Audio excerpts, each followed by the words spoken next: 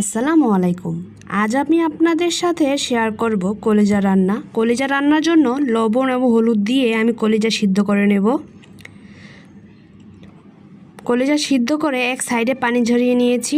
এখানে আমি একটা প্যানে তেল দিয়ে পেঁয়াজ ভেজে নিচ্ছি। এখানে আমি লবঙ্গ, এলাচ, দারচিনি, তেজপাতা, গোলমরিচ, লবণ, হলুদ দিয়ে ভালো করে ভেজে নিচ্ছি। ভেজে নেওয়ার পর পেঁয়াজটা যখন একটু বাদামি কালার হয়ে আসবে তখন আমি এখানে 2 চামচ আদা বাটা, 2 চামচ রসুন বাটা এবং 1.5 চামচের মতো জিরা বাটা দিয়ে দিচ্ছি। এখানে আমি জিরা বাটা দেইনি, আমি দিয়েছি জিরা গুঁড়া, আপনারা বাটা দিলেও পারবেন। এখানে আমি মশলাটা একটু পানি দিয়ে কষিয়ে নিচ্ছি। কষিয়ে নেওয়ার মাঝেই আমি এখানে 2 চামচ মরিচের গুঁড়া দিয়ে ভালো করে মিশিয়ে সিদ্ধ করা কলিজাগুলো দিয়ে দিলাম।